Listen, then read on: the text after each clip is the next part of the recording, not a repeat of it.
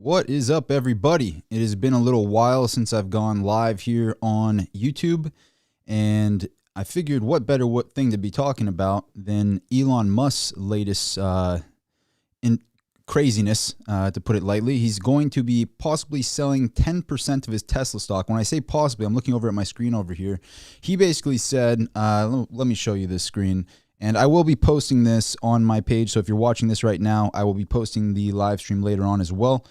Let me show you this real quick. So Elon Musk just said that he is going to be selling 10% of his Tesla stock if this specific vote here goes in that favor. It appears that it is going to be yes, or it already has been validated as yes as the final result.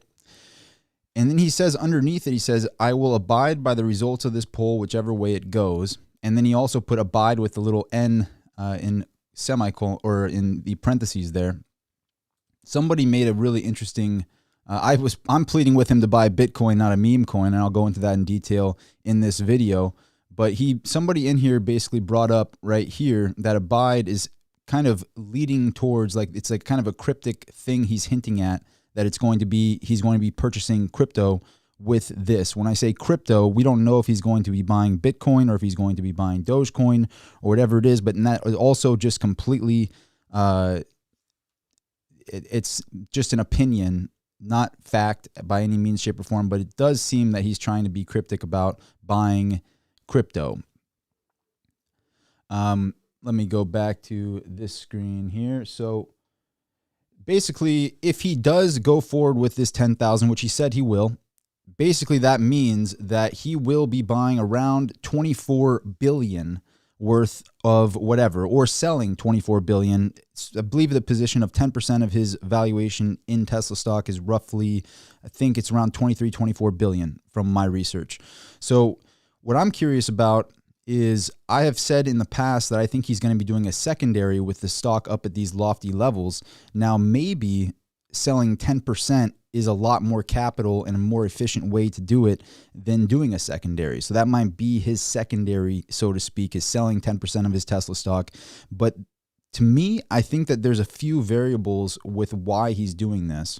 The first is, I think he's kind of fed up with the way people label him as the richest person in the world, and you need to be selling and solving world hunger. So he says to the UN recently or whatever, if you tell me how I can be solving world hunger with the fact that you have had many, many more billions than the 6 or 7 billion that you're proposing that you need to solve world hunger, why don't you tell me how you're going to solve it? Because he knows that they have wasted tens of billions of dollars not solving anything.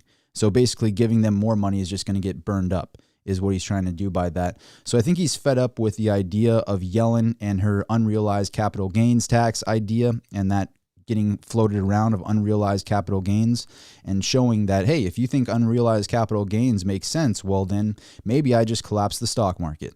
He might, like, just completely, this is not financial advice, just my personal opinion. I think he's kind of trying to exploit things by this. He also gets to kind of hit two birds with one stone here. The kind of diabolical, I don't know if that's the right term, but I'll say diabolical idea of this is that he made a pact that he's never going to sell his Tesla stock. I don't know if you're a Tesla shareholder and you're watching this, I'm sure there's a few of you out there. He made a pact that he's never going to be selling his Tesla stock. Now, he spun this in a way where he can break that pact. So it's crafty. It's crafty. I have to give him credit, because he's now being able to break the pact that he said he was never going to sell his Tesla stock, and now he gets to sell it and do with the proceeds what he wants. And I have an argument that I think he's going to be doing something interesting here, where he's trying to hit multiple birds with the same stone, so to speak. So what do I mean by that? The first thing is he can sell it and break the pact, and now he can sell Tesla stock pretty much whenever he comes up with something crafty to sell his Tesla stock. He said he was never going to sell it. Now he can. And that's quite a large amount. 10% of it, having 24 billion at your disposal, pretty large amount. That's more than Tesla has on its current balance sheet in free cash to do with for the company. So quite a bit of money he could be coming into by selling this 10%. And from what we see, he's going to be selling it. What he does, so he broke the pack. That's the first thing he can do. That's the first bird, so to speak. The next thing is, I think what he's doing here is he's done this in the past where he's trapping short sellers. And hear me out. I think on Monday morning, there's going to be a huge drop in Tesla stock. Again, this is just my personal opinion. I think it's going to affect the stock, and I think it's going to drop a bit in the morning. There's going to be a huge pileup of short sellers wanting to short the stock. People like Burry are going to be lining up to short the stock. They already have been. They've been losing their shirt, and they're continuing to pile in to short the stock. The reason I think he's trapping short sellers here, and I have some points to make on this, is first, he really doesn't like short sellers. But second, he was bragging about hitting 1 trillion on the market cap recently on Twitter. I don't know if you've noticed that, but literally he just bragged about hitting 1 trillion on his market cap with Tesla, right? So he's bragging about that. Obviously, that means he would like to maintain the over $1 trillion valuation on Tesla stock, right? The other thing he's talked about in the past is that he will be bigger than Apple. He's gone on the record many, many times. He has a big chip on his shoulder because Apple didn't help him when he needed help. He's talked about being bigger than Apple on multiple occasions. Well, to be bigger than Apple, you would need a higher valuation than you have today. So those two reasons are why I think he is trapping short sellers to get the stock to go higher. I think that with this news, there's going to be a negative sentiment in the beginning, but I think he's going to do a stock split with the negative sentiment. Something tells me he's going to do a stock split, say a 10-to-1 stock split, drop it down to about 120 a share, something like that. And that's what he did last time. And then at the same time, he might be doing secondaries and scooping up cash flow from the market to put on his balance sheet, more free cash on the balance sheet for Tesla. And then he's probably going to announce some sort of big thing that's happening. Maybe, for example, Hertz bought the 100,000 vehicles, right? Recently, he might have another big announcement to drop that he knows is down the pipeline. And then when you have all these short sellers going in and piling in to short the stock, then he announces a stock split, then he announces some big announcement for Tesla in general that then short squeezes the stock even higher. I wouldn't say that if it wasn't for him bragging over breaking 1 trillion on the market cap recently with Tesla. That's a very telling thing to me. The next telling thing, again, is that he wants to be bigger than Apple, and he's not going to settle until he's bigger than Apple. And he said these two things multiple times. So that's what I think is going to happen. It might be, somebody's said it could be a 5-for-1. It could be a 5-to-1. Could be a 10-to-1. A 10-to-1 would make it a nice price on the stock. Could drop it down to like 120 a share, something like that. But it could be a 5-to-1, Jim. You could be right on that as well. I see your comments on the right. So those are my reasons on why I think he's doing this. But what is he going to do with this money is the next question. Because there is one guarantee, and the one guarantee is that the dollar is going to lose its buying power. We don't have a guarantee that, Bitcoin's going to be going past, it's doing pretty well right now, almost past all-time highs again. So it's 65,000 right now. There's no guarantee with Bitcoin. There's no guarantee with, silver. There's no guarantee with anything. But the only guarantee that I think is a real guarantee is that the dollar will lose its buying power. And Elon Musk knows that. So is he going to be sitting on this money in dollars? I highly doubt it. I think what he'll do is I think there's a big chip on his shoulder that if Bitcoin does succeed, which it looks like it's been succeeding and will continue to succeed, he doesn't own a larger amount than, say, Saylor. He doesn't own a larger amount than MicroStrategy. He is not the largest. Tesla doesn't hold the most Bitcoin. So I think that that's a big chip on his shoulder. And if he comes into $24 billion, well, then he could easily make a purchase of 10 to 20 billion worth of Bitcoin. And then he would be the largest Bitcoin holder that's a publicly traded company. He might be able to put the balance sheet of Tesla to have more Bitcoin than anybody else, or maybe even under his own name and do it by himself. I have a feeling that there is going to be a large amount of that going into Bitcoin. He has gone on the record to say that he hodls his Bitcoin. He hasn't been selling his Bitcoin. He only did that one sell to test the liquidity.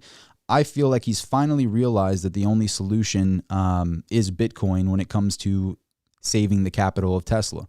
So if he does do that, what does that mean for Bitcoin? And right now, what's interesting too is when I look at the prices of Bitcoin. Bitcoin's back at pretty much at all-time highs, but Dogecoin is still down at 27, right? 26, 27 cents. Its all-time high was around 75 cents.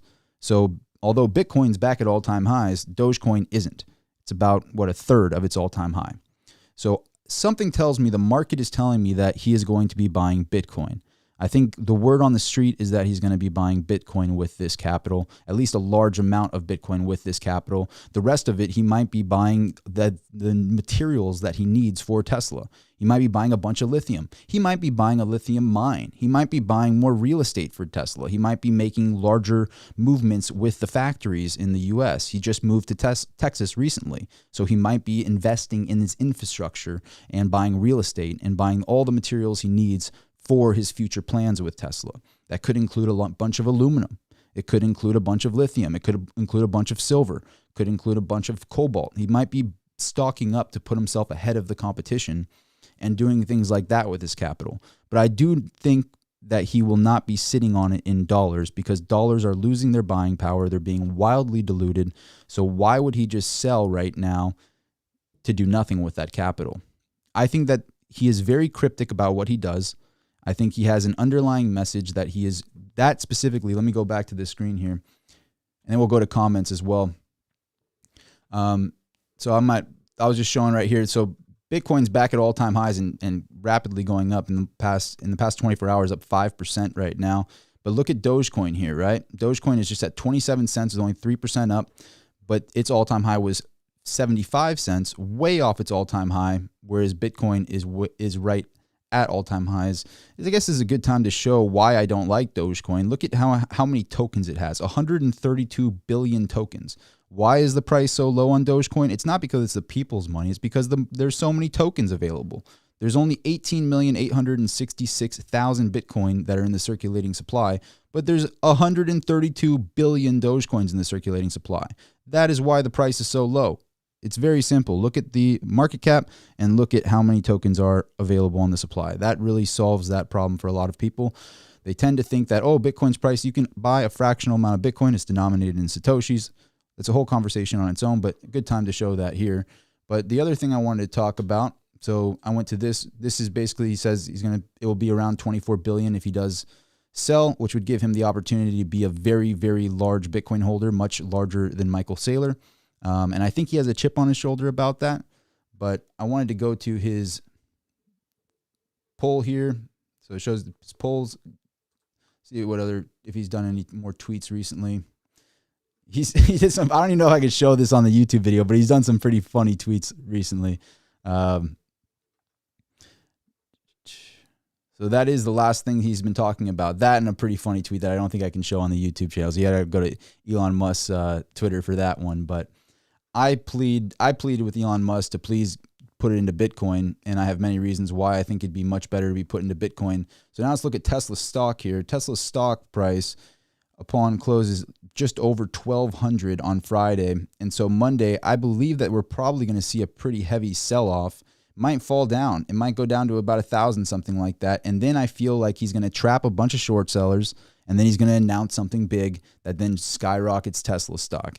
And part of that big announcement might be what he does with this capital. So what do you guys think? In the comments down below, let me see some comments here. What do you think? You've heard me kind of rant on this for a little bit. I'm curious, what's your guys' thoughts on this? Let me see here. Do I make sense? Am I crazy? Let me know. Let's see here. Looking through the comments.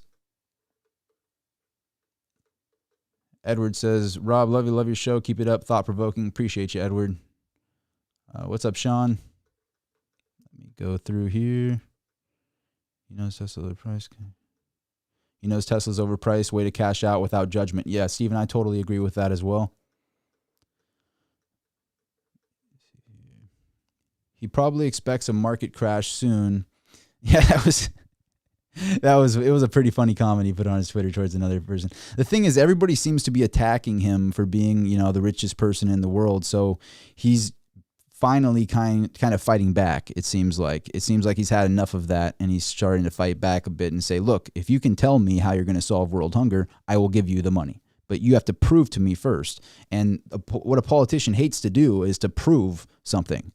They can't prove anything. They can promise and hype things up, but they never prove anything. They're terrible at that. So he exploited them there. And I think this unrealized capital gain tax is like literally unconstitutional, and he's standing up for that as well. And so as Tesla gets more and more powerful, he can actually dramatically affect the overall stock market sentiment, which is crazy to think. Like, because of his actions, he literally can affect the entire thing. And so to see him standing up in a way is actually a really good thing, but he's also very crafty on this, because it's definitely a win-win-win across the board for him. Not just a win-win, but like a win-win-win-win-win across the board with what he's doing here. He got the general public to vote for him, that he can now break his own pact of never selling Tesla stock. If that's not genius, I don't know what is. That's pretty genius. And then now he's going to have enough capital to do whatever he wants with it. I argue, and I think the market is realizing it, that he's going to probably buy Bitcoin, because what is Bitcoin for Elon? Elon could easily operate his own node and validate his own Bitcoin and cold store his own Bitcoin for Tesla. He might be one of the first companies that ends up doing this. We've been talking about this a lot in the Bitcoin conversations, and it's like, he might be one of the first companies to prove that he can store his own Bitcoin and do it his own way. I mean, they're pretty dang tech savvy over there at Tesla. I think they could figure it out. And so he might be looking into something like that and announcing that they're going into Bitcoin. And what does that do? If he's sick of the way Yellen is pushing him around, and he's sick of the way the dollar's diluted, and he's sick of this overreach by the government, he might be going and making it. That would be the ultimate decision to make, wouldn't it? It preserves his buying capital. It allows him to leverage his buying capital, because now Coinbase and all these different companies are allowing you to leverage and never declare a capital gain with your Bitcoin. It allows Tesla to have money on its balance sheet it's actually on its balance sheet. Like, it's not like trusted within a bank. He could own the Bitcoin himself. And so that would allow him to do that. So it's like, if he goes into Bitcoin, that's just an extension of his rebellious nature right now. And he could basically say, look, we're our own bank now. We have Bitcoin on the balance sheet. Not only do we have Bitcoin on the balance sheet, but we also cold store our own Bitcoin underneath Tesla. He could do something along those lines. And then he also gets to say he has more Bitcoin than MicroStrategy and Michael Saylor. So that would be another big benefit for him. I know he's got a chip on his shoulder about that. Just the ego thing. He had gotten into a little bit of a headbutting match with Michael Saylor a while ago, and it makes me think he has like an ego thing going on where he wants to have more Bitcoin if he's going to be involved in Bitcoin. And also, with a secondary offering, I don't think he'd be able to get 24 billion in a secondary offering. I think that'd be a little bit too high. So it allows him to scoop up more than just a secondary offering could bring him. I think all the secondaries that he did brought him about like 10, 15 billion. So to get 23, 24 billion right away, that's pretty sharp. So he's getting more capital a lot faster than the secondary would get him. And he might still do secondaries on top of that. I would argue it'd be a much better decision to do secondaries. If you want to keep that stock price that high, because it's so ridiculously overvalued right now, if you want to get it up there, well, you should be doing secondaries, getting the capital from the market that is foolish enough to give you the capital by investing in this overpriced stock. Take that capital like you did last time and throw it in Bitcoin. To put it into perspective, they've almost made more money off their Bitcoin holdings than they've made off cars. Yeah. So it makes sense to take capital from the market, and then to preserve the stock price, you're going to want to do crafty things with that money and buying Bitcoin with that, because if you have an underlying Bitcoin position, Bitcoin goes up quite a bit in price, well, then now you can deserve the valuation because you have a lot of Bitcoin on the balance sheet. Excuse me. So I think that's a big, interesting move for him to go into Bitcoin. I don't think he's going to be going into Dogecoin. I don't think he's going to be going into Shiba Inu or any meme coin, so to speak, because those coins are not a secure network. Those coins are trusted in an exchange. They're really not held in cold storage like Bitcoin. There's not people really taking them off the exchanges. They are wildly diluted. They have ridiculous amounts of tokens out there. They are not widely adopted by companies, by countries even. El Salvador even allowing you to buy things with Bitcoin, and probably more and more countries to follow. It's just not even close. There's like just a ridiculous amount of reasons why Bitcoin would be the better choice, and why he actually already owns Bitcoin with Tesla. He doesn't own other cryptos, right? He only owns Bitcoin. It isn't, if you know about Bitcoin and you've done a lot of research on it, you know that it's everything else. The whole idea of cryptocurrency is kind of a sham, so to speak. It's really just Bitcoin. It's just a crypto asset named Bitcoin, and everything else is just copies and wannabes sort of thing. It's just smoke and mirrors. Bitcoin really is the only one that matters. It's the only store of value, at least in my eyes and many others' eyes in that community. So I think that he will be buying at least a larger position in Bitcoin, probably larger than MicroStrategy's. Like I just think that he can't, his ego can't take that MicroStrategy holds more Bitcoin than Tesla, or he does. That's what I think. Let me get to some comments here. If you guys agree with me, please do smash the like button. It really does help this video get out there to more people.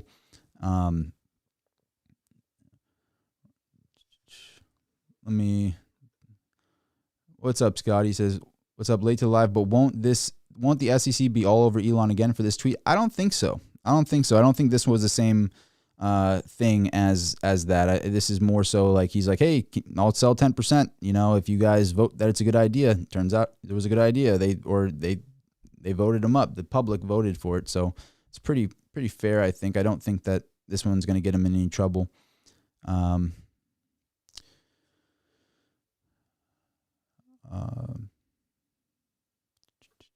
Sue says altcoins are the pursuit of wealth. 95% of traders fail. You are not the 5%. I don't know if you're talking about me. I'm not a trader. I just buy and hold. I'm a holder of Bitcoin. I haven't sold any Bitcoin. I just buy and hold.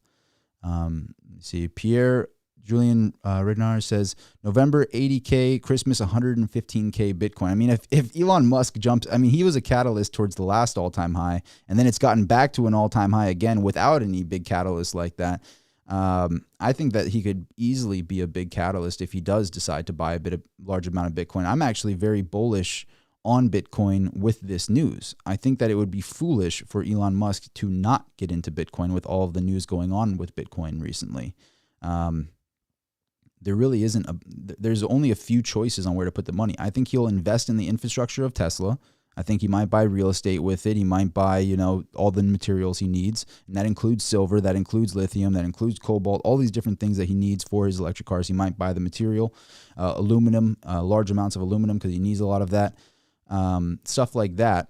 But then I think he's going to buy a large position in Bitcoin for Tesla's balance sheet, or maybe just for his own balance sheet. But $24 billion is not a small amount of money. It's not like he's getting $2 billion or a couple billion, whatever, or a few billions. $24 billion he's about to liquidate on Monday. And I think the market is going to crash with it. And then there's probably going to be an interesting, and when I say market, his stock, and it might bring down the broad market too. But that, to me, I think is a trap, because he doesn't want to see his stock crash. He wants to trap short sellers, because he knows the more people short his stock. Why is Tesla at $1,200 a share? And this is after the 5-to-1 split. So really it's like at $6,000 a share.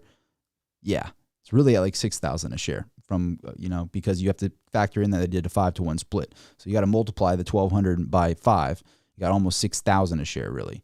But why is it that high? Because of short sellers. People keep trying to short the stock, and it keeps squeezing higher as more and more people squeeze the short sellers. So Elon knows this. He's been a big fan of squeezing short sellers. He's been headbutting with them for a very long time. This is going to pile in short sellers into Tesla, no doubt. On Monday, piling in of short sellers. And then we see probably there might be a secondary offering. There might be the stock splitting. I think this, and that's what he did last time. He split the stock. He could do a 10-to-1 or a 5-to-1, drop it down to 100 a share, drop it down to 200 a share, something like that. 10-to-1 or a 5-to-1 split. And then after that, do the secondary. So the secondary is kind of hidden underneath the stock split, just like he did last time, which was brilliant. He scooped up a ton of money that way. And then on top of it, now he has $24 billion in free cash capital. And then after that, he might announce that another big company like Hertz made a 100,000 unit order. And they might even pay in advance or something like that. They might have some big announcement, because selling 100,000 units ahead of time is a pretty big announcement. He might have another announcement that some big company now wants X amount of units and is paid up front, a big deposit or something along those lines. And then all those short sellers that piled in get squeezed to oblivion, and then stock skyrockets. Why do I think this? Again, he said that he was proud of breaking 1 trillion, and he bragged about that on his Twitter, and he also wants to be bigger than Apple. And that would require his stock to continue going up. That's my little bit of insight that I have on this situation, and I hope it helps you a little bit. And in the comments down below and in the comments right now in the live, I'm going to read the comments in the live, but if you're watching this video later, put some comments down below. Always like reading your comments, and everybody else does as well. What do you think on this situation here? Am I crazy? What do you think he's going to do with this money? Put it in a comment down below. Would really appreciate it. But let me go. I'm watching the comments right now, everybody. So if you have a comment, I'm looking at the comments right now. We'll go through some of these here. Been a while since I've done one of these live streams. How's the quality, by the way? The quality okay? I think I finally don't have to keep asking that quality question, because I think this new software that I'm using, the quality is really good with this one. I think I heard 26 million. No, it's 24 billion is the value of 10% of that. 24 billion. Vacation time. Sue, I didn't take it that way, Sue. I appreciate you. I totally agree with that statement you said also, by the way. Let me see. Vacation time says, be happy if you said it was buying major amounts of silver off the COMEX, maybe start making chips to solve the shortages. I mean, I think he would need a large amount of silver for Tesla for what he's doing, but I think that it's much more likely to be, and as much as I want to say it's only going to be silver or something, I think it's much more likely that it's going to be a variety of things like cobalt, lithium, more real estate, all of that, a large amount of aluminum for building these cars. I think things like that is what he's going to be buying with it, and silver could be one of them, but I think the lion's share of the money will go into Bitcoin. That's my personal feel on it. I think that it makes a lot of sense for him to put the money in Bitcoin.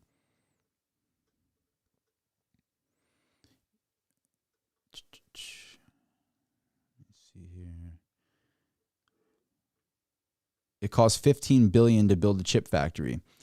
He might do something like that with the capital. I don't know, but we do know that he's not going to be sitting on it with dollars. I mean, I guess that's just my opinion, but I don't think he's going to be sitting on it with dollars. So that's the one guarantee here. Is Bitcoin a guarantee? No. Is silver a guarantee? No. Is gold a guarantee? No. Is cobalt, lithium, and all the things a guarantee? No.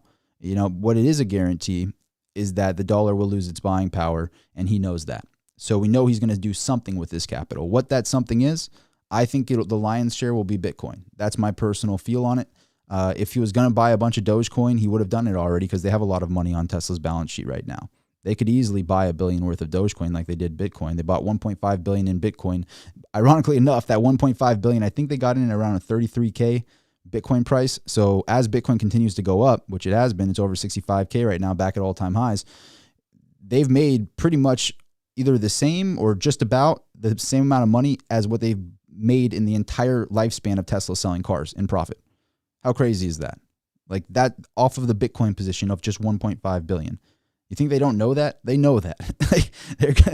They're looking at how much money they actually make as a company. They make money off selling tax credits, selling subsidies, and they make money off of barely making money off selling cars, and then they're making money off their Bitcoin position right now. And if they want to keep a ridiculously lofty valuation of like $1.2 trillion and continue to climb up to Apple, what can they do? Well, Apple isn't holding Bitcoin on their balance sheet because they're crazy. I don't know what they're doing with all that money. Think about it this way. Apple's balance sheet of I think it's like over 100 billion in cash right now. Way over 100 billion, actually. It might be over 200 billion. But they have a ton of cash, and the guarantee is the cash is losing its buying power. So Tim Cook is a horrible leader, in my opinion, because he's just letting money burn away at Apple.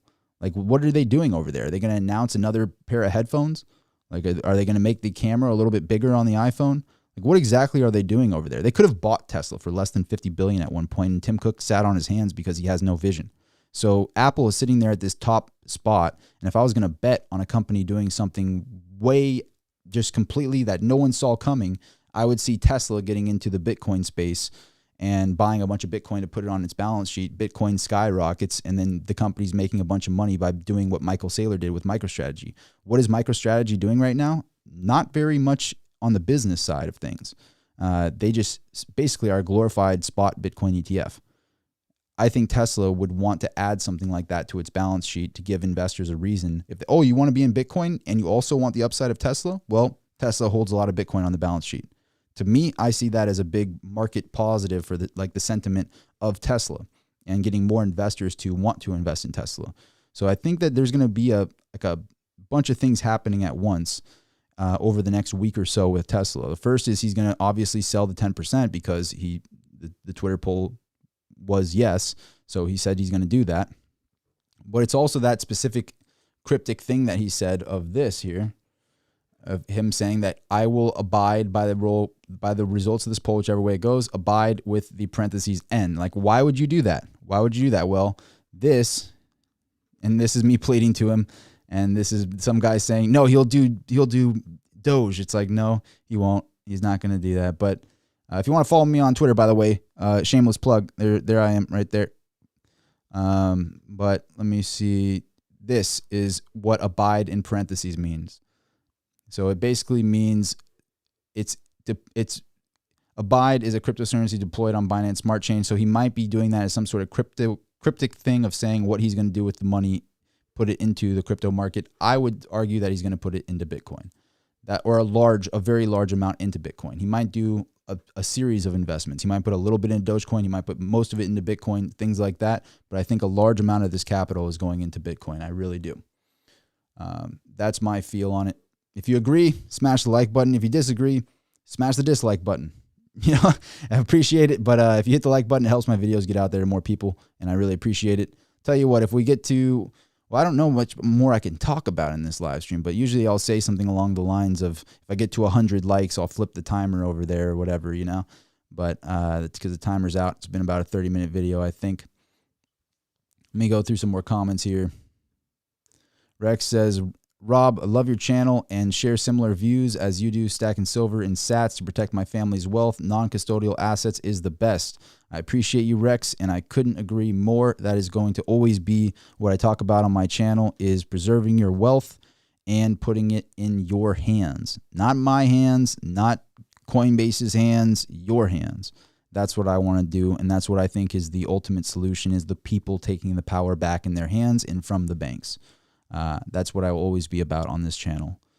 Talk about grayscale. I could talk about grayscale a little bit. So there's a bit of an arbitrage situation going on, and that is relevant to what we're talking about right now, because how is Elon Musk going to buy this Bitcoin?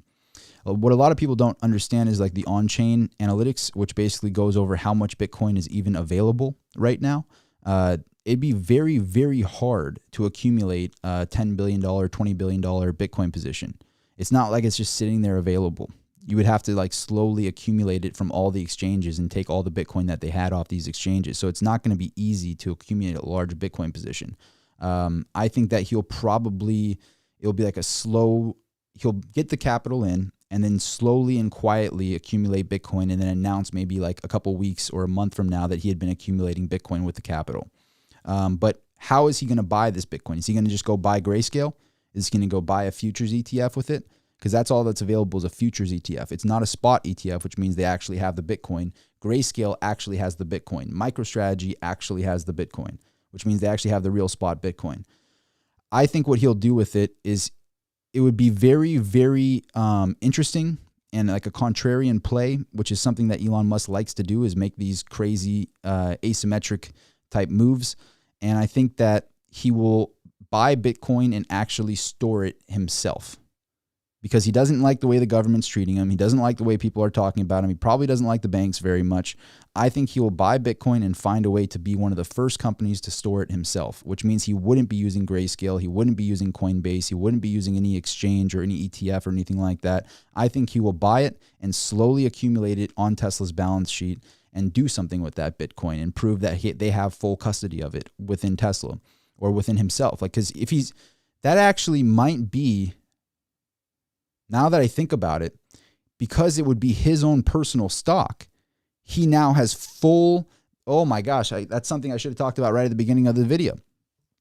Because it's under his name, he now can do whatever he wants without going to the Tesla board, without asking anybody to do this. He doesn't have to ask any favors from anyone. He has full control of this capital. That's another huge point here.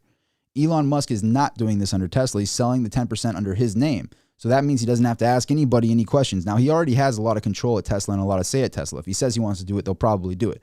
But in this situation, it would be hard for him to convince the board that he wants to store Bitcoin on Tesla's balance sheet. Now, it'd be there's nobody that could stop him from buying the Bitcoin and storing it himself in his own cold storage in his own node, verifying it with his own node, putting it in his own cold storage. With a little device for $200, you can literally put billions and billions and billions of dollars of Bitcoin. There is no limit. You can put whatever you want on those devices. And that's something a lot of people forget. And he could very, very easily have his tech team help him, or he already knows how to do it himself. It's not very complicated to keep the Bitcoin himself. And because it's under his name, he could do this. He could literally put it all off the exchanges, take the Bitcoin off the exchanges, put it in his own cold storage, and then he has huge leverage.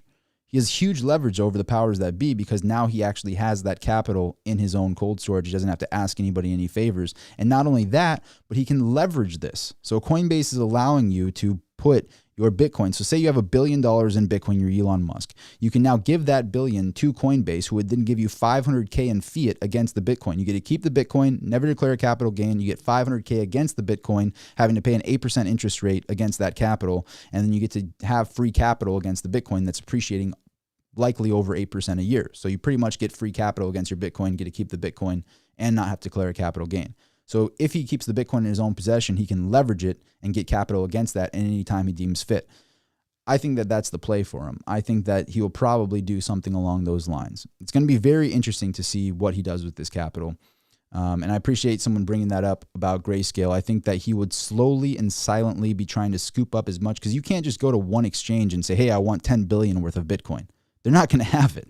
So it's not easy. That's why I'm so bullish on Bitcoin too, is it's like there isn't enough Bitcoin to make this kind of an order. He would have to silently be accumulating like in a very stealth way, and then taking that Bitcoin off the exchange into their own cold storage. That's going to be interesting. It's going to be very interesting to see how this plays out. But I think that a large amount of this money is going into Bitcoin. I mean, it'd be a pretty it'd be a long shot if he didn't already buy Bitcoin with Tesla and didn't have this huge community trying to teach him more and more about Bitcoin. He did that one conference recently with Jack Dorsey and Cathie Wood, and I'd be hard pressed to think that he didn't do his own research and then come to the conclusion, like many of us have, that there is no second best. It's just Bitcoin. There really isn't. And I'm going to make a video on why I only believe in Bitcoin and I don't believe in altcoins. Long story short, the problem isn't as complex as people try to make it out with these altcoins. The problem is we need sound money. That's the problem. We need a sound money in the digital realm. The solution is complex, which Bitcoin is a solution to the sound money problem in the digital realm. Not only that, but it's the most secure solution. So once you have the solution to something, you don't need a second internet. You don't need a second hard money. You just have Bitcoin. You know, when it comes to the digital realm hard money, you don't need a second one. You want the first one to be more secure than ever before. Just like you don't see another internet coming out. The internet solved the problem. Then people put layers on the internet, which is why they have lightning and all these different ways. Like you can literally walk into a Starbucks right now in El Salvador and buy Bitcoin and buy a coffee with your Bitcoin in Satoshis on the Lightning Network right now. It already is. You already can do that, which is one of the layers on Bitcoin. So when the whole argument is, oh, it's not fast enough. Yes, it's fast enough. The Lightning Network makes it instant. It is fast enough because it's layers. Like Internet 1.0 wasn't very good until they put layers on it. And then so it's layered now. And so Bitcoin basically solves the very simple problem of sound money that's needed a complex solution to a simple problem. All of these altcoins are basically trying to give you the next self-driving lawnmower of Ubers. Like that's pretty much what they're saying now on these white papers. It's like, well, we're the next this and that and this and that and something completely unnecessary. And that's what I see from the altcoin market. And once you take away that utility, if an altcoin, for example, if Dogecoin is being valued at any type of monetary value, like for example, silver is about 30% of it is held for monetary value, 30% of it is held as monetary value. Gold, about 90% of it is held as monetary value. You take away the monetary value of, say, Dogecoin, that people are investing in Dogecoin because they think it's going to be sound money, which it's not. If they think it's going to be sound money and you take that away, you have only its utility value. And what's the utility value of Dogecoin? Pretty much nothing. What's the utility value of Ethereum? Pretty much nothing.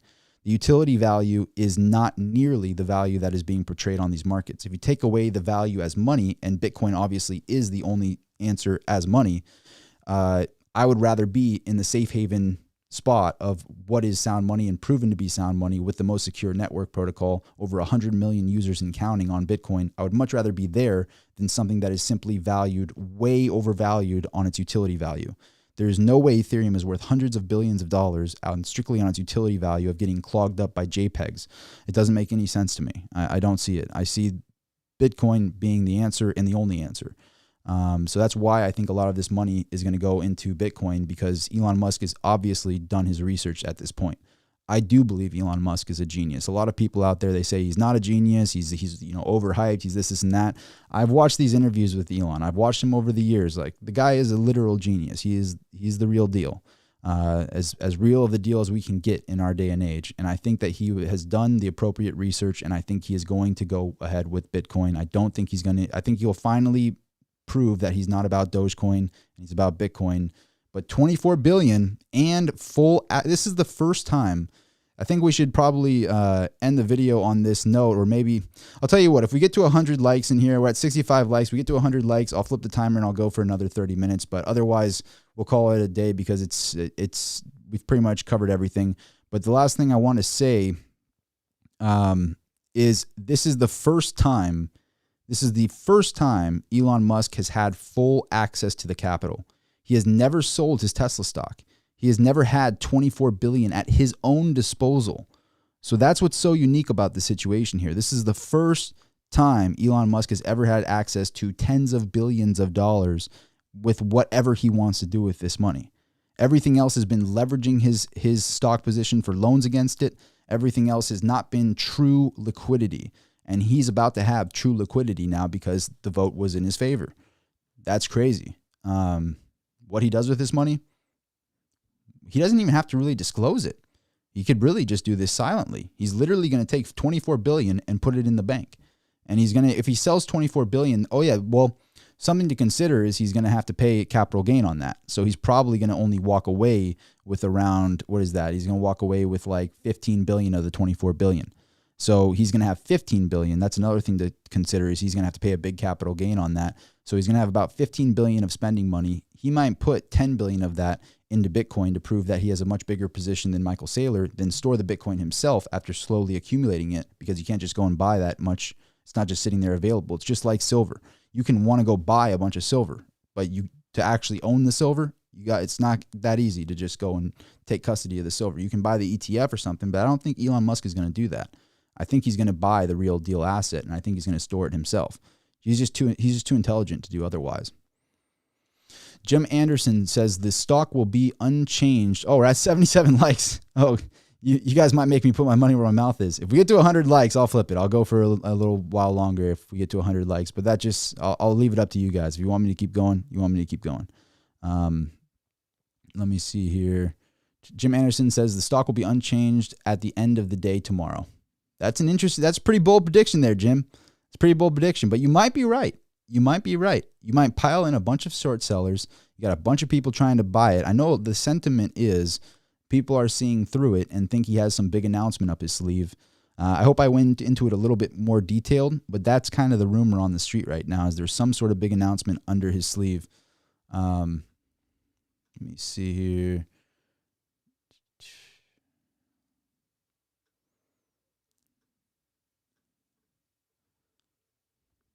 It's a classy way to say the government. I can't say that word live, Pierre, but you guys see Pierre's comment. The government, that's why people love it. Yeah, it is a classy way to do it, Pierre. I totally agree with you. He's basically being a rebel towards the government and saying, I'm sick of the way you guys are pushing me around. If he wasn't sick of the way the government's pushing him around, he wouldn't have moved from California to Texas. I think he built the plant in Fremont in the beginning so that he could eventually get acquired by Apple. When Apple blew it and missed that, Steve Jobs is probably turning in his grave because they were sitting on way over 100 billion. They only needed like 30 to 50 billion to acquire Tesla. And now look at Tesla's valuation. Steve Jobs is like, what is wrong with you? What is wrong with you, Tim? You could have easily bought this factory right down the street. You're all working on an Apple car and you missed the boat on this. What is wrong with you, Tim? And what are you doing? You're designing another watch? Another watch, Tim? You fool. It's ridiculous. What are they going to do? What is he doing? The guy's doing nothing. He's just, oh, we're going to come out with another watch design. Oh, we're going to come out with more headphones. We've already done 4 different iterations of headphones. Let's do another headphone. Like you had the option to buy the most revolutionary car company that's right down the street from you, and you had the capital to do so. What is wrong with you, Tim?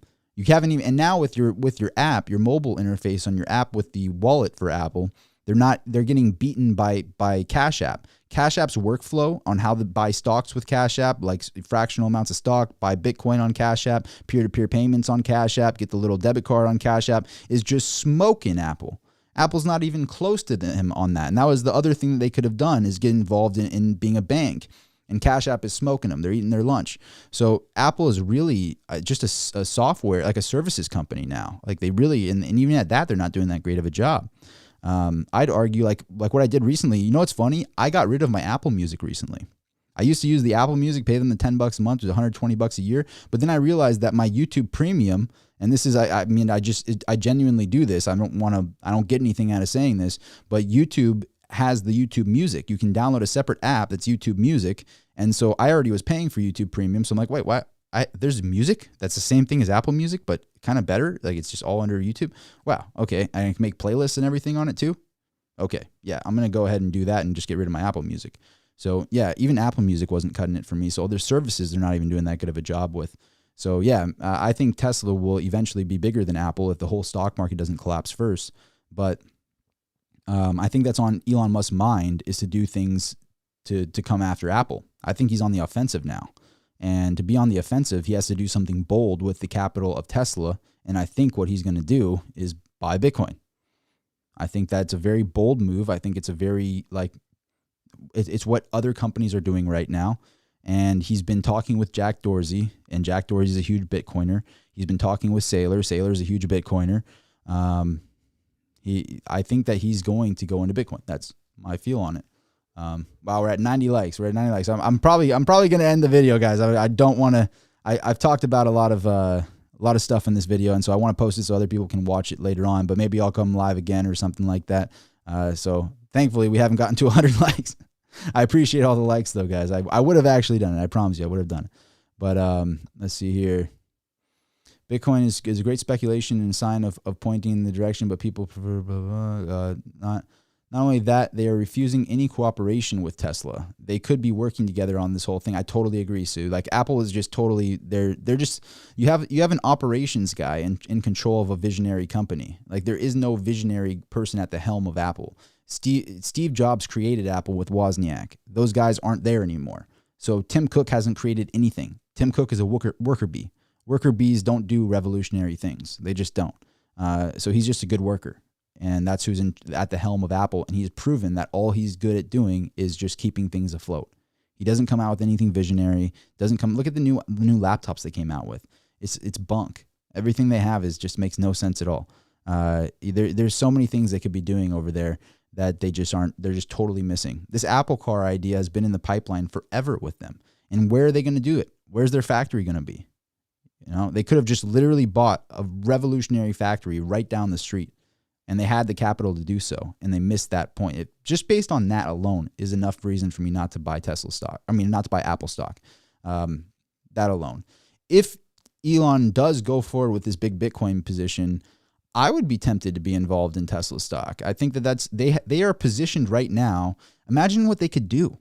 They could make the most advanced mining rig ever in Texas. And oh yeah, by the way, I swear I keep coming up with ideas as I stay longer in this live stream.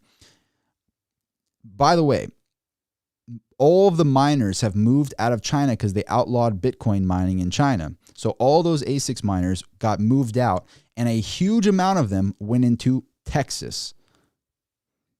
Is that not a little bit close to where Elon is right now? He moved all operations to Texas.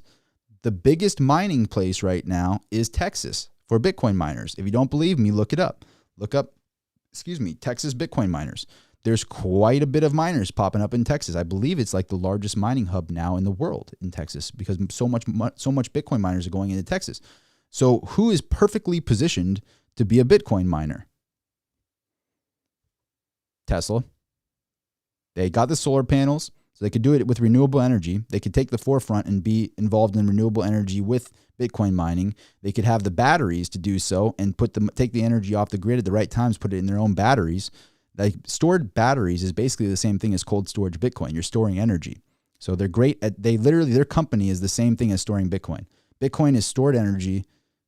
Batteries are stored energy. So they're involved in stored energy. They're in Tesla. They're literally in the #1 place that is for Bitcoin mining right now in Texas. Tesla just went to Texas.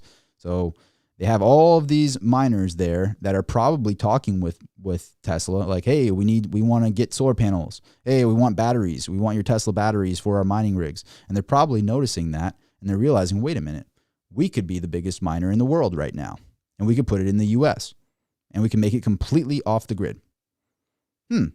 That'd be an interesting move for Tesla. If Tesla decided to be the largest miner in the world, and by the way, like Hut mining and stuff, they would be peanuts compared to what Tesla could do with mining right now. Absolute peanuts. They would just be the biggest miners. They would trump Marathon, Hut 8. They could, all of them combined would stand nothing compared to Tesla being a miner. So if they decided to be a miner, they could really do it. So that's another thing to consider with what he might do with this capital. He might make a huge mining operation for Bitcoin. That'd be interesting. And oh yeah, by the way, he has satellites in the sky that have internet connection to them.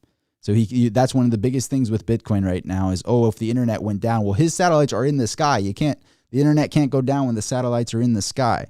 So he's got Starlink too. So a lot of people, they kind of outed Elon Musk with everything, but I would love to see him embrace Bitcoin. I think I've talked about this in the past, because he could literally solve so many of the problems. A lot of people say, well, if you don't have energy, you can't have Bitcoin. Well, if you have your own battery packs from Tesla, that solves that problem. Then the next thing is, if the internet goes down, well, the internet's in the sky now with Starlink. So, I mean, he solves all of these problems, and all these cars on the road could literally be driving banks. They have computers in them, they have internet connection in them, and they have their own stored energy, their own battery pack. So all the Teslas could technically have their own Bitcoin wallet in them. If every one of your Teslas had their own Bitcoin wallets inside of it, and that's another really ripe place to be, is the cold storage space, the wallet space. Tesla could easily enter that market. So, I mean, getting involved in Bitcoin, whether it's mining or just Bitcoin itself, is a huge move for Tesla, and it would be great for the company. So I think that that's what my mind is on. I think that he's gonna do something with his capital in that way. We got to over 100 likes, but I feel like we've gone a little bit longer while we were waiting. So, I mean, I'll stay around a little bit longer, guys, and go through these comments. We got over 100 likes, so I appreciate it, guys. I'll stick around a little bit longer. I'm like one of those Twitch streamers or something. Like, give me likes, please give me likes. Just sorry, it's cheesy, but it does tell me you want me to stay alive for a little bit longer. So we'll stay alive a little bit longer here. Let me see. Pierre says, bravo. I appreciate that, Pierre. Thank you, man. Let me get through. I don't think I missed any of the. All right, we're good on that. Look at your ratio. Look at your ratio, bro. I think it's pretty good. 107 likes, 7 dislikes. So 7 people don't like me very much. That's better than in person. I think like 1 out of 2 people, only about 1 out of 2 people like me in real life. So I think it's a pretty good poll here on YouTube. I stick on YouTube.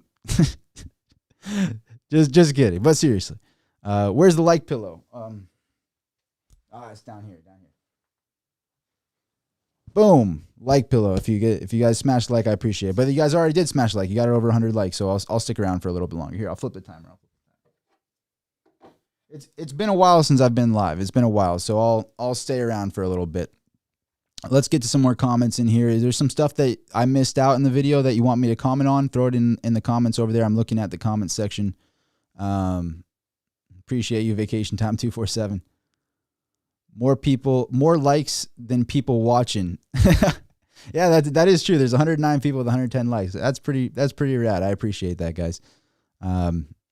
Tells me that I'm not crazy with these thoughts.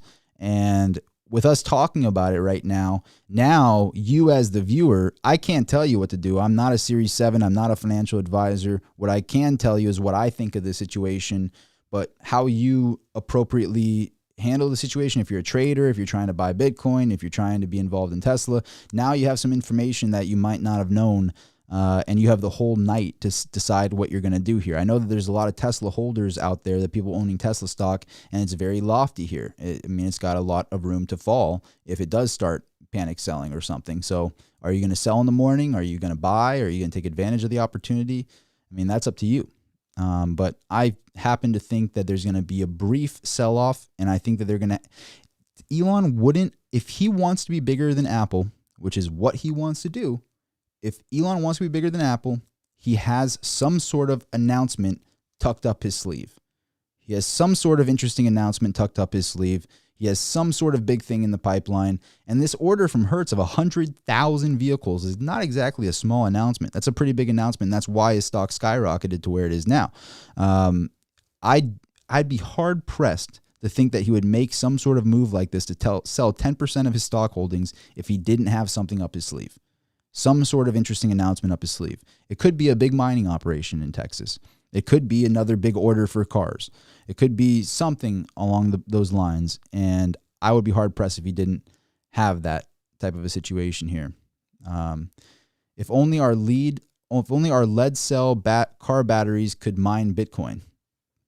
Yeah, it would be interesting to see if he could put something into these Tesla. I just don't think the Tesla cars don't have the type of computer that would be necessary to mine Bitcoin in them. Maybe you could you imagine if you could pre-order your Tesla car with an ASIC miner in there? How crazy would that be? If it was like preloaded with its own miner inside of the car, you could like pay an extra like $5,000 or $10,000 or something when you buy your Tesla, and it has a miner inside of the car. Oh, talk about an upgrade on the car. I'd get that. I'd buy one of those. That would be wild. That would be totally wild. I wonder if that's even possible. They do have the frunk or whatever, right? It's called the frunk. They got the trunk in the front. They could probably fit an ASIC miner in there, and then put it in there and make it like not have sound or something, soundboard it. Could you imagine if they made an option to have an ASIC miner Tesla? That would be the most wild thing ever. That would be crazy. So I guess, BTC haters unlike the video, probably a bunch of Dogecoiners disliking it. They know I will never be a fan of Dogecoin, and I guess that's something good to talk about. People think he's going to go buy Dogecoin with this. The problem with Dogecoin is that it's centralized. People think it's going to be the people's money. It's a centralized. How much of Dogecoin is held outside of Robinhood and these centralized bodies? What happens to your Dogecoin position? Here's the funny thing. So the biggest Dogecoiner right now is this Dogecoin millionaire, quote unquote, right? You got the guy, he's got like a hoodie on and he's got the beard thing and he's a Dogecoin millionaire. He's on Graham Stephan's channel, who I'm a big fan of Graham Stephan, and like Meet Kevin. These guys, I'm fans of them, and Andre Jink. I like these guys, but this Dogecoin millionaire has been on all their channels, right, and pumping up Dogecoin. And he was big on Dogecoin up to like 75 cents, and that was on the SNL thing. And that's when I was doing lives on the Dogecoin thing, because Lord knows I love feeding into the hype and stuff. So I was talking about how I don't like it back then. But here's the interesting thing. It's not just the fact that Dogecoin fell from 75 cents down to where it is now, and Bitcoin is up at all-time highs. That's a very telling thing. Now, obviously, you could have bought Dogecoin less, but it's not at its all-time high. And that's a very telling thing, that it's not at the all-time high when Bitcoin's at the all-time high. But the other thing is, with that Dogecoin millionaire, is his Dogecoin was held in Robinhood. You think that's ownership? Listen, I come from precious metals. I come from the silver stacking community. I'm a silver squirrel to the core. Okay, I know what it's like to own the real asset, to be self-sovereign. For these Dogecoin people to say, we're the people's money, but then hold their Dogecoin in a centralized app that is proven to take advantage of people like Robinhood, is the most ridiculous thing I've ever heard. So this guy is saying he's the Dogecoin millionaire, and he trusts that Dogecoin is going to be the money of the future, but all his Dogecoin is held in a centralized app. Not in cold storage, in a centralized app. What happens to your vision of Dogecoin if the government doesn't like a competing currency, and it's defined as a currency, not an asset, because they're saying it's inflationary and all these things? That's a currency. They don't like that. They're not claiming it as digital gold. So it's what happens when the government outlaws it, or they define it as a currency that they don't like, and then you have it stuck in Robinhood. Is that the people's money? Is that the people money, Dogecoiners? Does it make you feel good? Does it make you feel good that Robinhood controls your wealth? You don't have control of it. It's controlled in a centralized body. What happens when Robinhood's app crashes, so to speak? Just a hypothetical. Robinhood's app crashes. They're not answering the phone lines. And meanwhile, Dogecoin is plummeting. And none of you have it in cold storage. Like, what is it? Like 99% of it is held in centralized parties. So there's not Dogecoin really being taken off these exchanges. So it's stuck in Robinhood, stuck in these centralized bodies in Coinbase, Robinhood, whatever. And then you're in a situation where you don't have sovereignty like I do with my Bitcoin. My Bitcoin is controlled by yours truly. That's where my Bitcoin is. Only I have control of my Bitcoin. No other human on the planet. Just me in my head. Now, can you say that about your Dogecoin? Probably not. Probably not. How secure is the system? How many miners are out there in Dogecoin that are securing the protocol? How many nodes exist in Dogecoin securing the protocol? Not nearly. Not even like a percentage of Bitcoin. Not even a single percentage of Bitcoin on the security of it. So when you talk about the security protocol, you talk about how much of it is held in centralized bodies, not decentralized. Dogecoin is a highly centralized, highly unsecured. It makes no sense at all. But not only that, the only reason it's low on price is due to the fact that there's so many billions of tokens out there with Dogecoin. So that's the truth about Dogecoin. If people don't like the truth, that's the truth. I know what sovereignty is because I know what it's like to have a 100-ounce silver bar sitting here, and I know that I have sovereign abilities over that silver bar. I know what's here. I know I own my Bitcoin, and I know I verified it with my own note. So they can't do that with their Dogecoin. It just doesn't work that way. They don't understand what it's like to be self-sovereign. And that's the truth. That comes after thousands of hours of studying something, learning that this is not people's money. I've talked about the trust funnel in the past of where you, and this also falls for Tesla stock. So there's a trust funnel there. You're trusting that the exchange has your Dogecoin or has your solvency, just like somebody trusts that they have their Tesla stock. They don't have control of their Tesla stock in their pocket like I do with my Bitcoin. They don't have their control of the Dogecoin like I do with my Bitcoin in my pocket with a cold storage device, right? You have to trust that TD Ameritrade or Robinhood or E-Trade or Coinbase or whatever has the solvency of what you gave them and what they're holding for you. You have to trust that their app will be there available to sell this when the time comes. You're going to trust that their app hasn't crashed and they're answering the phone lines. And if they're doing that, you're trusting that they'll send it to the bank and they'll have the solvency to do that. And then you'll trust that the bank has the solvency to give you this capital. So in this process here, you're not using Dogecoin, are you? You're not sending it peer-to-peer. You're using this software here, and you're trying to get it into the bank and the bank to you. And then you got to trust at the bottom of there that not only the bank has the solvency, but that the currency it's valued in has solvency. So there's this huge trust situation there if you decide to do anything except Bitcoin in cold storage. If anyone tells you holding your Bitcoin anywhere but cold storage is a better idea, they're suspect at best. Suspect at best. Like that makes no sense at all. If you have Bitcoin, put it in cold storage, and then boom, now you know what it's like to have sovereignty. Now you know. It's the same thing as holding a silver bar in the digital realm. If you have silver and you have it in an ETF, that's not really owning silver. That's the truth. And the same thing goes with Bitcoin, same thing goes with Dogecoin, same thing goes with anything. I want the most secure protocol, I want the largest network, and I want something that is hard capped, that can't be manipulated. That's Bitcoin, not Dogecoin. So that's the truth when it comes to where is Elon Musk going to put this money. I think he's smart enough to figure out that if he does support Dogecoin, he knows that he will damage humanity by doing that. He has the opportunity to help the world and to teach the world what sovereignty means, what a hard capped money supply means, what a deflationary asset really means. If he decides to go with something that is highly centralized and could easily be outlawed by government, that's the most foolish thing ever. They might classify Dogecoin as a security, and then they put it under a ton of litigation. But like Jay Powell and Gary Gensler, who's in charge of the SEC right now, has classified Bitcoin as a digital gold, which means it's a digital asset, which means that you actually wash sale rules don't even apply to Bitcoin right now. So that means if say you bought Bitcoin at 65,000, it falls to 30,000, you can sell Bitcoin and rebuy it again and declare that huge loss and have that loss on your balance sheet to carry forward, and that would actually help you quite a bit.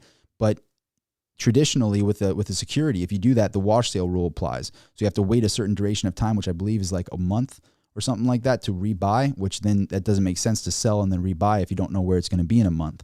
But Bitcoin is classified as an asset, which is what you want. Dogecoin wouldn't be an asset. It would be classified as a currency, as a security. It's a currency or a security. You don't want that. That's the worst thing possible. So if he goes for Dogecoin, I would be very surprised, and it would to me be damaging to humanity, because people don't hold their Dogecoin in cold storage. They don't have nearly the same network that Bitcoin does. That's how I feel about it. So Sui did this. That's funny. So that's how you know what I'm telling you is the truth. Someone in the comments right there says, I washed at 28K. So yeah, basically you're allowed to sell and then rebuy. And then in that position, in Sue's position right there, you would be able to actually get this type of gain. If you decided to sell, you now have this huge loss on your balance sheet. So you, even though you have the same amount invested, you get to declare that without any capital gain, which is really, really special when you think about it. So washing at 28K was a strong move to wash at 28K. That was brilliant. I wish I had been that smart. I didn't even know about this until it was too late. So I just had been accumulating and accumulating and accumulating. But that would, well, I think the problem with my situation is I was in Bitcoin before 10,000. So my first full coin was under 10,000, well under 10,000. And so if I had sold any, I think I would be declaring a capital gain. And so that was my problem there. Because I could have washed, I guess, in theory, the stuff I bought over 60K before it pulled back to 29K. But I think it would have applied to all of my holdings. So I don't think it would have worked for me because I was up too much. So if I sold, I would have to declare a capital gain. So I've never sold any. I just continued to buy this entire time. So that's a very specific scenario. If you bought high, if you bought right now at 65K and then it pulled back, then, and so that's all the more reason why if you're not in Bitcoin yet, I would recommend buying it, not waiting, because if it goes down, you could just wash and declare a big capital loss. And that's big for you if you sell and then rebuy the same asset. What happens when hyperinflation hits? Wouldn't stocks and crypto crash? JP, I think that we're in more of a stagflation environment right now. I think stagflation is here. Greg Foss is one of the most intelligent people in this space, I think. And I had an interview recently with him. And by the way, if you haven't watched the podcast on the channel, I decided to put all the podcasts on the main channel here. And so I'm dropping some serious information on the podcast. I think I've done well over 4 hours of material on the first. I think I've done 5 podcasts now, 4 or 5 podcasts. And all of those are really worth watching if you're new to the space. I handpicked those people to be on the podcast because they're very, very intelligent in the space. And I plan to be doing a podcast or 2 a week. I think last week I did 3 podcasts, but I'm doing a podcast at minimum a week, maybe 2 a week, maybe 3 or 4 a week. I'm going to do as many as I can. But I finally have it dialed in where I can do these interviews on the channel. And I plan to bring some really intelligent people from the Bitcoin space, from the precious metal space, a few people that are crossed between both like I am, to talk about these types of things. But we had talked about this with Greg Foss recently on this exact subject of what type of environment are we in. And I said, what do you think about a stagflation environment? If you want to watch that video, you could rewatch it there with what he actually says about this. But he says, we're already there. We're already in a stagflation environment. Now, in a stagflation environment, you have a situation where excessive money is being printed, inflation is hitting, but everyone is making the same amount of money. And so you're going to see in a stagflation environment, you'll see a stock market that slowly goes up or stays flat, but then you'll see assets like Bitcoin, like silver, maybe even gold. They detach and they start skyrocketing. I would argue that Bitcoin is probably going to be the fastest horse in the race, which it has been. And you're going to see assets detaching, skyrocketing, and then you might develop a big cushion before they fall in value. So my argument would be to anybody that thinks hyperinflation or the situation that we're in is going to cause a stock collapse.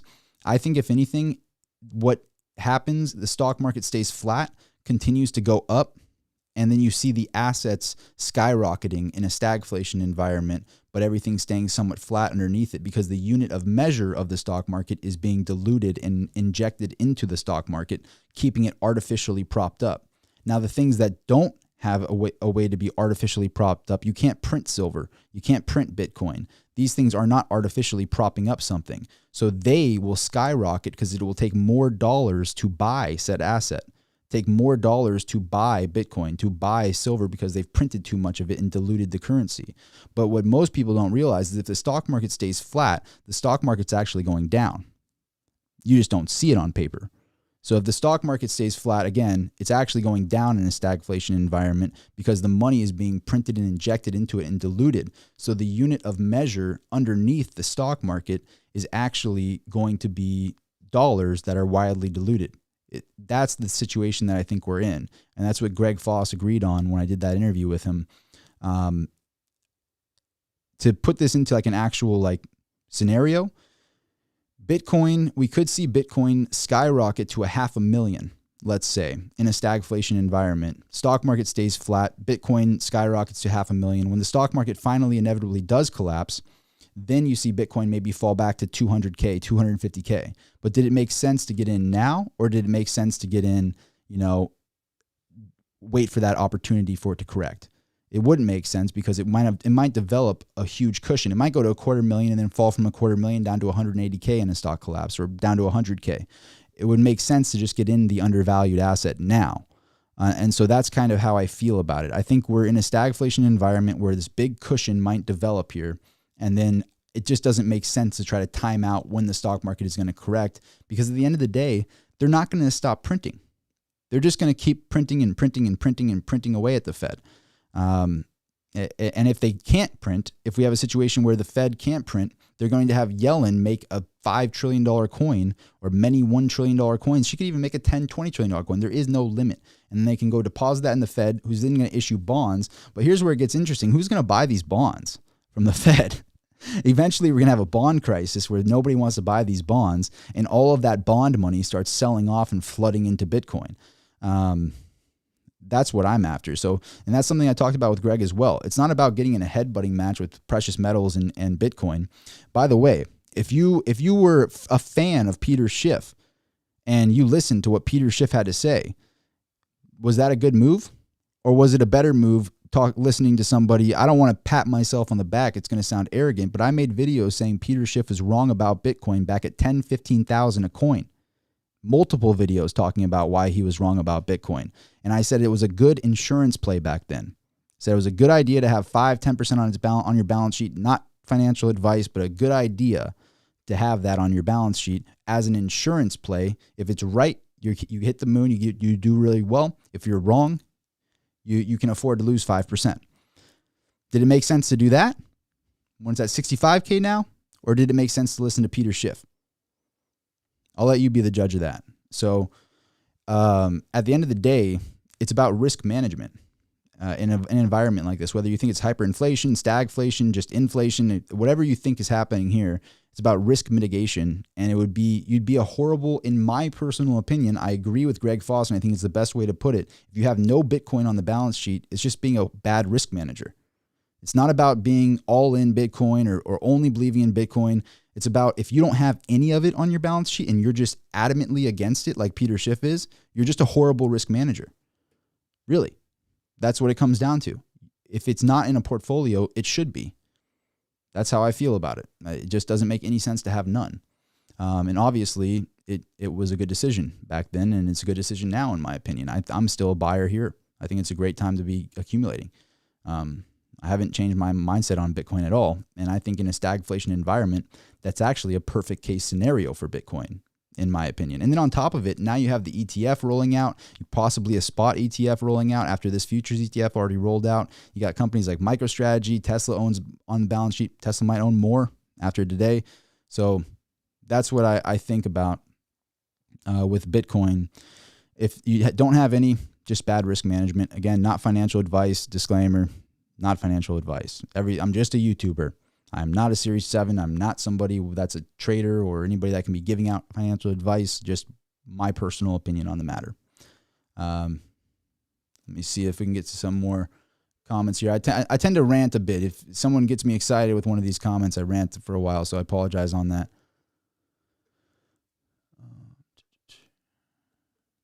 Isn't that funny, Sue? You know, it's like Bitcoin is actually like they say, oh, it's sketchy, it's this and that, but really, cash is what's sketchy. You can get away with anything with cash, but at the end of the day, it's like there's so much bad about cash that I think people will look back in time and into a day and age where we trusted. They're going to be like, you allowed them to print pieces of paper? And you transacted in dirty pieces of paper and coins that weren't even precious metals, like just fake metal coins made out of clad and nickel and stuff. You really did that? They're going to look back on us in time and be like, you fools. Like, that is the craziest thing I've ever heard of. Like, that's absolutely unbelievable. More than 90% of dollars are already digital. Do you want them to be in control of the digital world, or do you want to have a decentralized digital world? That's why I got so big on Bitcoin. I'm like, I don't want them in control of the digital world. And Bitcoin is the only way to have a hard cap in the digital world, because if you did gold digital, you have to trust a custodian still, which is why that's flawed. You can't have a digital gold. You can't have a digital silver. Anybody who believes in these companies that are doing digitized gold and silver, I think it's very foolish. I think you cannot have a digital gold and silver. You're trusting a custodian. That's a definition of insanity. I don't believe in that. The only digital hard money is Bitcoin. Period. That's how I feel about it. If you want to be in metals, hold the real thing. There is no second best. It's just hold the real metal actually in your hand. You don't hold an ETF. Don't hold, anything like that in the digital realm of Bitcoin, of gold and silver. The only digital is Bitcoin in a cold storage that you control there. You have to take self-sovereignty if you really want to have leverage over this corrupt system. It's the only way. There is no other way. That's it. Period. That's how I feel about it. Peter needs to promote his stuff, gold. That's why he avoids bubble and speculative assets. But that's something I want to really stress on my channel to anybody that gets mad at me for being a Bitcoiner, for believing in Bitcoin as much as I do. I benefit that much from promoting Bitcoin. That much. I own Mineral Exchange. I benefit by only promoting precious metals. I just am not willing to be a Peter Schiff. I'm not willing to do it. Just like I'm not willing to take Kinesis's money or whatever to promote their digital whatever. I think it's foolish. I told them that in an email back to them after 8 emails were sent to me. I'm like, no, I don't want your money at any amount, period. I don't care. I would rather say what's on my mind and be genuine about it. That's why I do these live streams, so it's unedited. All my videos are unedited. That actually is it's almost a cheat code when I'm doing these podcasts, because I'm like, everybody edits their stuff. They all have to cut out the clip where they said something they didn't want to say or whatever, and have to go through all of this work. I just trim the beginning and the end when I turn it on or turn it off, and then I just post it. I literally, every one of those interviews, I posted them within like an hour of doing the video. I did the video and then put it right up right away. No editing. I don't like editing on this channel. I just like speaking what's on my mind, and I hope that it resonates well with the audience, and I really appreciate everybody for their support. But at the end of the day, I don't benefit. The only benefit I get from promoting Bitcoin is that I'm actually a holder myself. I believe in Bitcoin. So I guess, and what do I have? How can I impact something that's over $1 trillion in valuation? Like there really isn't anything there. I just can talk about it and say why I believe in it. But I guess that would be the only benefit I have, is that I'm a Bitcoiner. So full disclosure, I have Bitcoin, and I've talked about having Bitcoin and never selling my Bitcoin for a long time now. But I benefit from selling precious metals. So if I'm talking about Bitcoin, it comes from the heart. It really does. Like, if anything, it's like it's painful, because if anything, I could be like Peter Schiff and only talk about gold. But if I only talked about gold back when Bitcoin was 10,000, like I talked about Bitcoin back at 10, 15,000 on this channel, and tried to tell people I think it's a great insurance play, then how would I feel right now? How is Peter Schiff feeling right now? Because to me, it doesn't hurt to tell people it's a good idea to have an insurance policy of 5% of Bitcoin on a decentralized portfolio's balance sheet.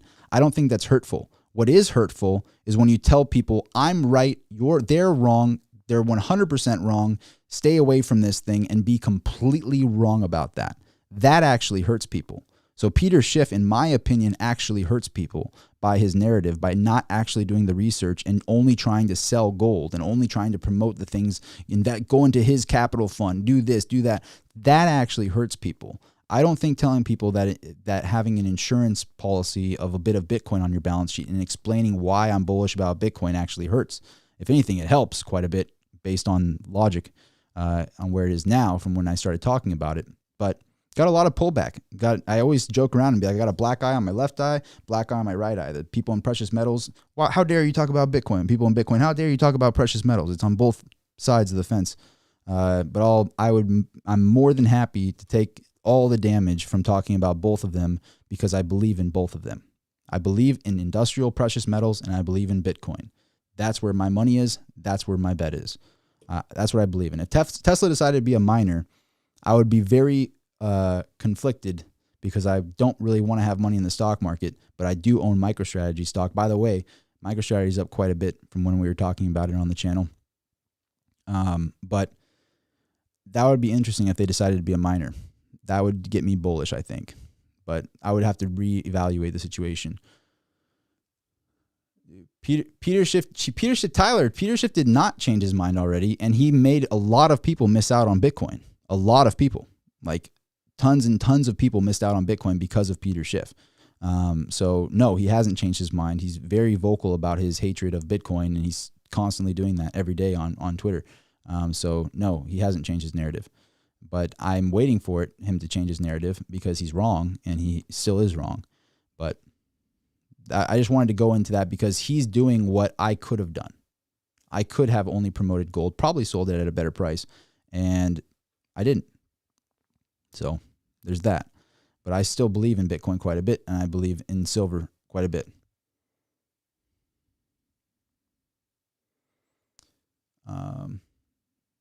Alexander, that's not true.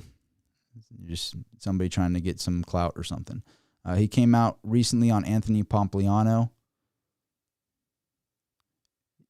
Peter Schiff came out. Is that like how recently? Within the last like day? Within the last like, I mean, if that's true, then I'll look it up, Tyler. I could be wrong. If I'm wrong, Tyler, I will admit it. But I don't think that is recent. But if I did miss it, I would love to be proven wrong. Send me a DM on Instagram. Shoot me a DM on Instagram with that info. If I'm wrong, I will make a video all about it and say Tyler Durden and I was wrong and I apologize. But I will definitely look into that. If that's true, I imagine it's going to happen eventually because you can only be wrong for so long. Joe Schmo, I appreciate that, bro. That all rhymed. Super chat for $5.99 from Joe Schmo. Sorry I've missed it, but I'd like to hear your position on DeFi. I do not believe in DeFi. I think that it's kind of the whole staking thing and everything that goes on with DeFi. I'm not into it. I only believe in Bitcoin. Just as my rough stance on that, Joe. I just don't. I think that the only thing to hold is Bitcoin.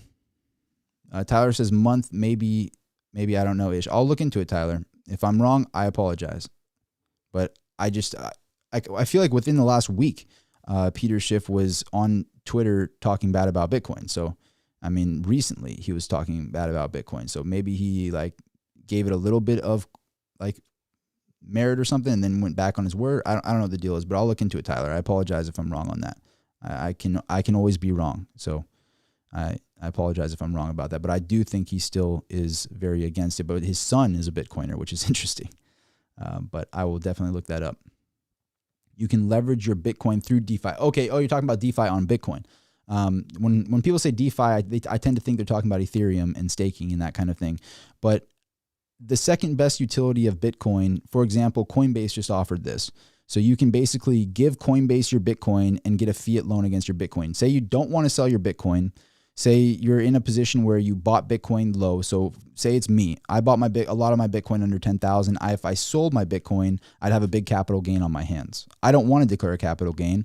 I would rather hold my Bitcoin and not declare a capital gain. But let's say I'm in this position. I don't have any fiat and I want to have some money for a business type idea. I want to roll out a new website or I want to do something like that. I need to come up with money. I can give my Bitcoin to Coinbase.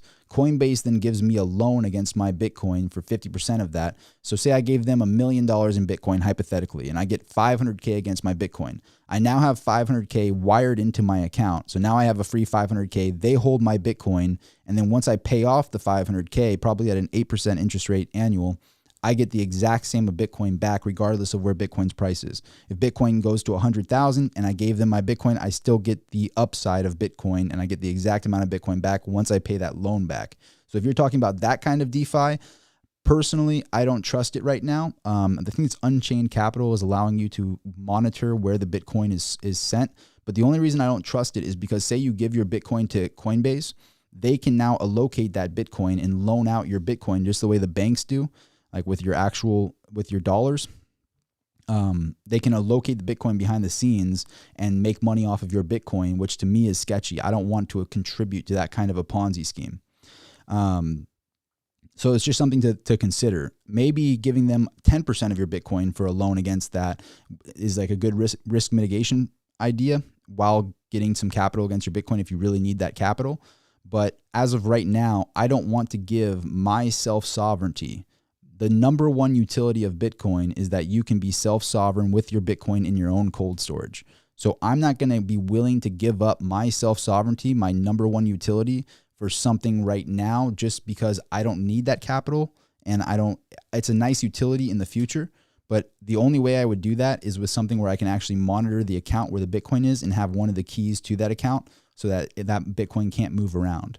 And I just pay interest rate based on that. But there's nothing that really satisfies what I want to see out of the loan DeFi type world yet with the Bitcoin. I would rather, if you have 200% upside or over 100% upside in something, do you want to give away the number one utility of that thing that you have upside in for an additional 8% or something, or additional 6%, whatever it is that they're giving you? If you're getting interest against your Bitcoin or if you're getting a loan against it, do you want to give up your self-sovereignty for that? I don't. It's like for people in the silver industry or people that are silver stackers, it's like taking all of your silver and somebody told you, I will give you 5% on your silver if only you let me hold your silver. You take it out of your safe, you put your silver from your safe into my safe, and I get to hold your silver bars in my safe. It's like your neighbor came up to you and said, hey, I got a really nice safe and I know you got silver. I want all of your silver, you put it in my safe. And I will give you 5% a year on the value of that silver if only I get to hold it in my safe and do with what I please off of your silver. Would you do that? I wouldn't. So that's kind of how I feel about DeFi on Bitcoin. I hope that answers the question. I really appreciate the super chat, Joe Schmo. I know you don't need an exchange. I know you can do it through another company, but that's how I feel about it right now.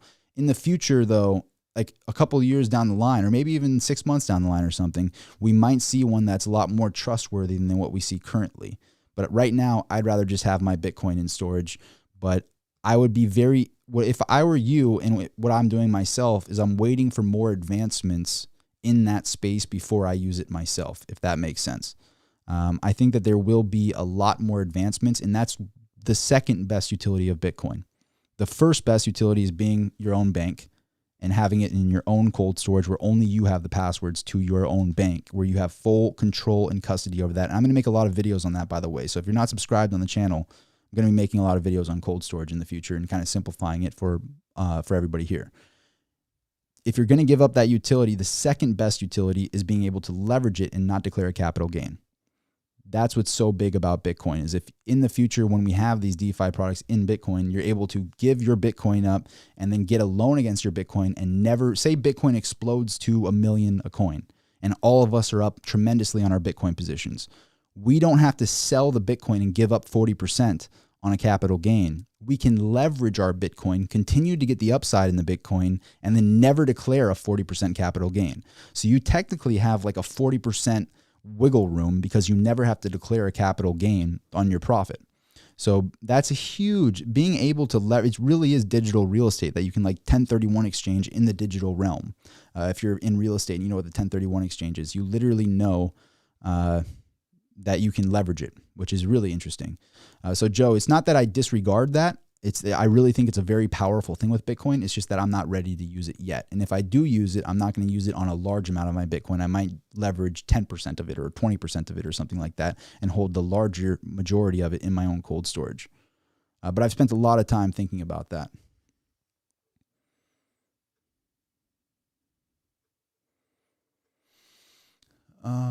I bought Bitcoin at 250. I don't want to pay capital. Okay, so you're exactly in that position, Joe. So in that position, if you're up that much and you need fiat and you need, say you have a couple million in Bitcoin or something, say you're really high up on Bitcoin and you have, hypothetically, let's say you have 5 million in Bitcoin or something. If you wanted to take 100,000 worth of your Bitcoin and get a loan against that for a quick 50K to play with the 50K, I don't see any problem with that. It's when you want to leverage your entire Bitcoin position, that's a little scary because you're giving up full power of your Bitcoin. You're giving up your custody of your Bitcoin. So if you wanted to use a small amount of it and leverage it with the current, like with Coinbase or something, I think it's somewhat safe to do that with a small amount because you're not really risking all of your Bitcoin.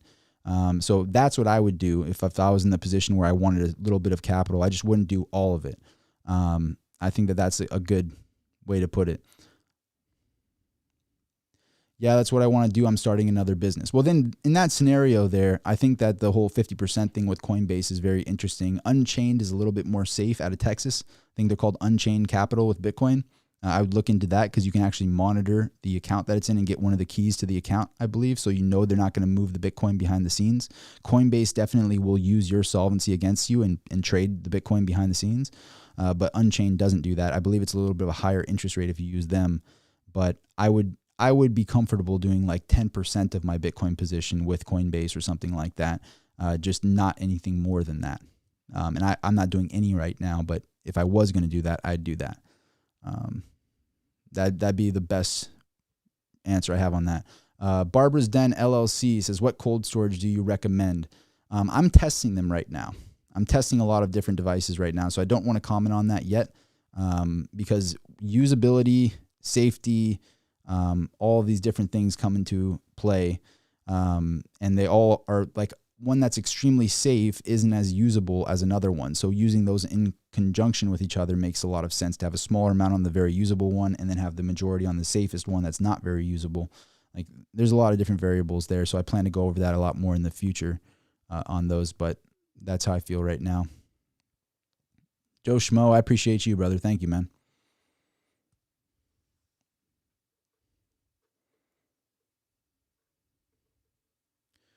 BH Blends, I would love to hear your thoughts on Ethereum. I've talked about it a lot in this video, and I'm probably going to wind down. I went through another 30 minutes for you guys, by the way, and we're at 150 likes now. I said I'd go another 30 minutes. We did 100 likes, we went another 30 minutes.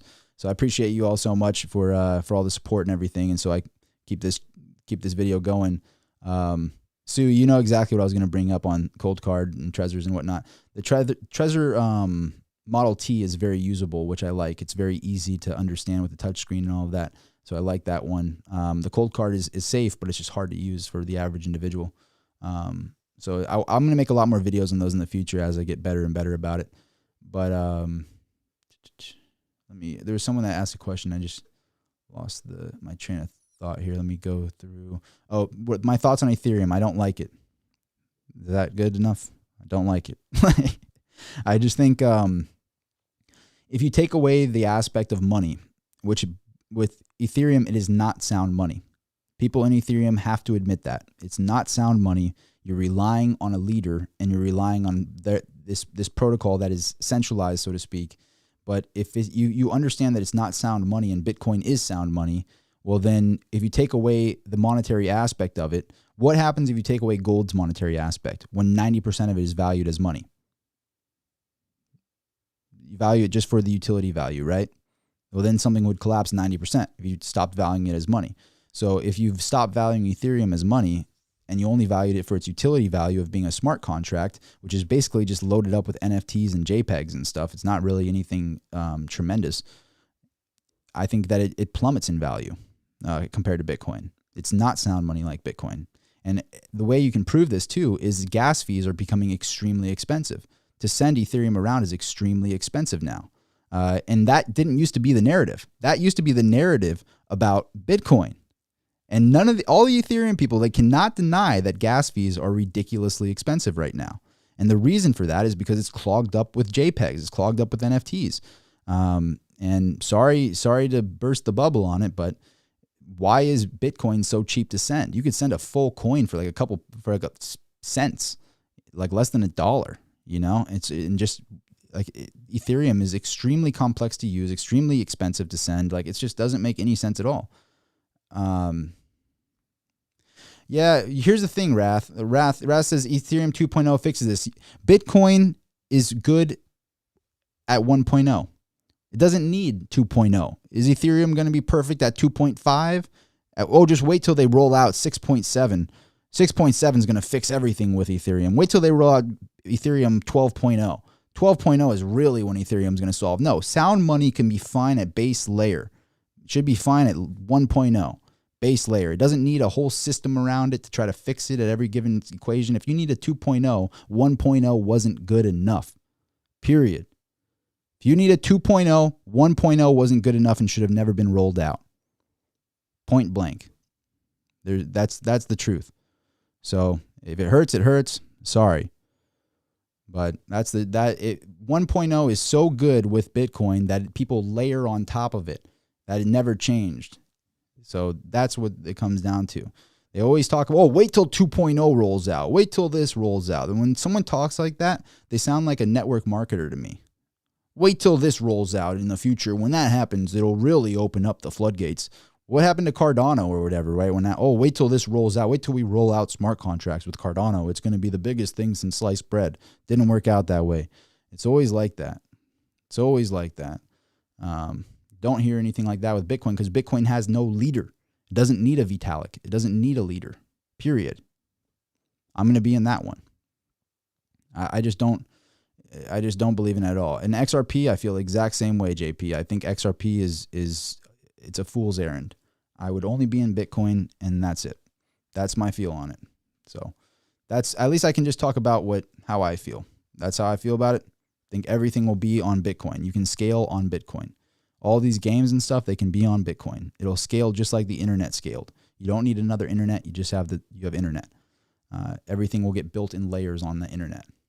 But that's everything I wanted to talk about in this video. We've rambled for a while. I was planning on just doing like a 30-minute video talking about Tesla, but we've rambled a little bit. So if you've been watching this video this entire time, I apologize if we talked about a lot more stuff. But I said I would stay around if you guys want me to stay around, and so I stayed around a bit longer. I always tend to do that on these live streams, and I really appreciate all the support on the channel. If you want to watch the podcast, would really appreciate it if people showed some love to the podcast. It's new. I made a separate, if you go to my channel, there's a separate playlist of those podcasts that I just did. I highly recommend the Greg Foss one, highly recommend the one I just watched with Dr. Jeff, or just recorded rather with Dr. Jeff, and then I rewatched it myself because I thought the stuff he was saying was pretty awesome. He was a doctor that formed a hedge fund. Pretty cool podcast, the last one I did. The Greg Foss and Dr. Jeff, and then also James Lavish was an awesome one as well, who is an ex-hedge fund manager who used to be a professional hockey player with Yale, or used to play hockey for Yale and then got drafted to the NHL. That was a really cool podcast as well. I'm going to be rolling out a lot more of those in the future, and I talk about a lot of these types of things in those podcasts. Vacation time, that we also talked about red meat in that podcast with a doctor as well, steaks and whatnot, and the carnivore diet. So if you guys want to check those out and show those some love, maybe smash a like over there. Would really, really appreciate it, because I'm trying to do the podcast here on the channel.